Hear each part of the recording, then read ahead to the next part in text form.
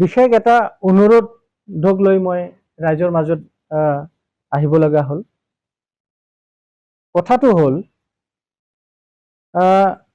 Private গাড়ীৰ কথালৈ মানে কিছু কথা মানে ৰাইজসকলক জনাব লাগিব। প্ৰাইভেট গাড়ী মানে চাৰিচকীয়া বাহন, যেনে মাৰুতি, মহেন্দ্ৰ বলেৰো, ইনোভা, ফৰ্চুনাৰ, এনেকুৱা যিকোনো চাৰিচকীয়া বাহন প্ৰাইভেট গাড়ী, এই গাড়ীবিলাকৰ কথালৈ মানে ৰাইজৰ মাজত মই আহিব লগা হ'ল। এইখিনিতে জানিব লগা কথাটো হ'ল যে এনেকুৱা প্ৰাইভেট গাড়ী ৰেজিষ্ট্ৰেশ্যন কৰাৰ সময়ত কোনোবা যদি সম্পূৰ্ণ ফিজ নিদি পেলাই, মানে কিছুমানে কি কৰে আধা দি পেলাই 5 বছৰৰ ৰেজিষ্ট্ৰেশ্যন কৰিছে, 500 টকাখিনি পাছত দিম বুলি ভাবি পেলাই মানে সম্পূৰ্ণ দিয়া নাই।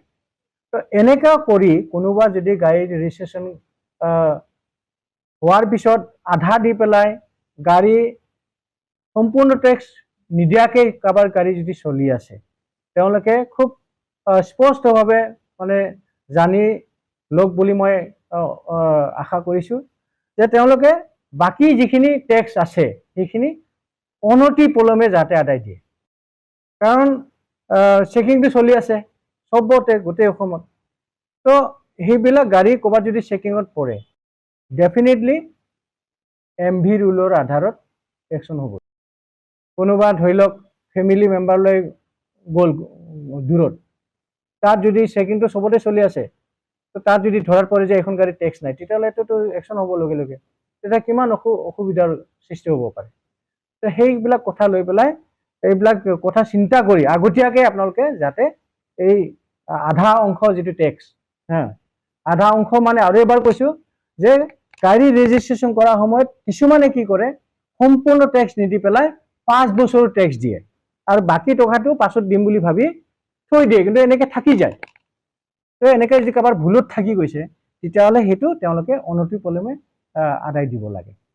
আমাৰ কোকৰাঝাৰ ডিষ্ট্ৰিক্টত আজিৰ তাৰিখত 750টা এনেকুৱা গাড়ী আছে LMV গাড়ী, আৰু তেওঁলোকৰ বিপৰীতে 1,22,00,000তকৈও বেছি টকা চৰকাৰে পাবলগীয়া আছে। আৰু চৰকাৰে এই যিটো ৰেভিনিউ কালেকশ্যন, তাতে খুব মানে খুব ষ্ট্ৰিক্টলি মানে এইটো চাইছে। আৰু চাইছে মানে কি, এইটো মানে এইটো দিবই লাগে, এইটো যিহেতু এইটোতো নিজৰ দায়িত্বত পৰি যায়।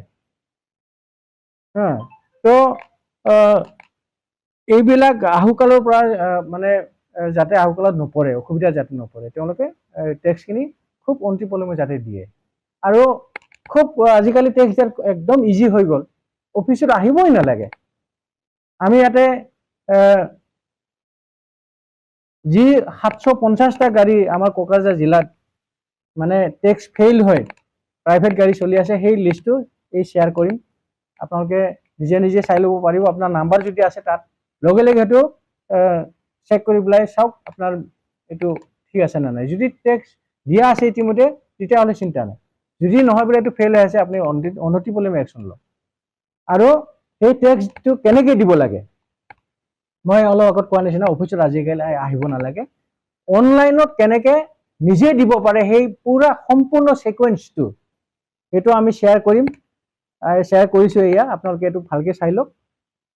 এই সিকুৱেন্সত গ'লে আপোনালোকে নিজৰ ঘৰতে নিজৰ কম্পিউটাৰত নিজৰ মোবাইলত মানে টেক্সটো দি ল'ব পাৰিব। আৰু যদি নাজানে, কিছুমানে নাজানিব পাৰে, নাজানিলে চিধা অফিচত আহিব পাৰে। চিধা অফিচত আহিলে আমাৰ অফিচৰ ষ্টাফ নিজৰ চেম্বাৰত নহয়, বাহিৰতে একদম টেবুল লৈ বেনাৰ লৈ মানে বহি আছে। ইয়াতে বেনাৰ লৈ একদম মে আই হেল্প ইউ এনেকৈ লিখা আছে, আপোনালোকে চাওক। এইটো আমি এনেকৈ বহি আছোঁ ইয়াত, আহি পেলাই সুধিলে হ'ল যে মই এইটো এনেকুৱা হ'ল, এইটো মই টেক্স দিব পৰা নাই, কেনেকৈ দিম। আমাৰ অফিচৰ মানুহে এইটো সুন্দৰকৈ বুজাই দিব যে এইটো এই ৱেবছাইটত যাওক, এনেকৈ কৰি পেলাই আপোনালোকে এইটো কৰিলে এইটো কামটো হৈ যাব। আৰু তাতে যদি কিবা অসুবিধা হয়, ইয়াৰ সলিউশ্যনৰ দায়িত্ব আমিয়ে ল'ম। যিকোনো প্ৰকাৰে টেক্সটো আমি ৰখাৰ ব্যৱস্থাটো কৰিম। আচ্ছা, এইটো মানে এটা কথা নিশ্চিতভাৱে জানি থওক, আমাৰ ইয়াতে কোনো ধৰণৰ কেছ পে'মেণ্ট নহয়। এইটো কণ্টেক্টলেছ ছাৰ্ভিচ, এইটো পুৰা অনলাইন হয়। আৰু ইয়াৰ কাৰণে কোকৰাঝাৰ ডিষ্ট্ৰিক্টত যদি নিজে নাজানে আৰু এটা বিকল্প আছে, এইটো হ'ল গোটেই কোকৰাঝাৰ ডিষ্ট্ৰিক্টত আজিৰ তাৰিখত 294তকৈও অধিক কম্পিউটাৰ চেণ্টাৰ আছে। যিকোনো চেণ্টাৰত গ'লে তেওঁলোকে বনাই দিব।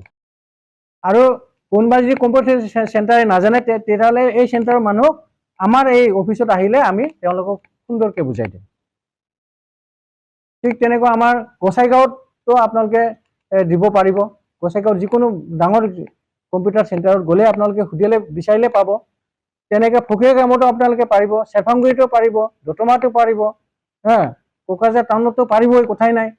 গতিকে খুব অনতি পলমে একদম আৰ্জেণ্টলি আপোনালোকে এইটো দি দিয়ক, নিজৰ সুবিধাটো নিজে কৰি লওক।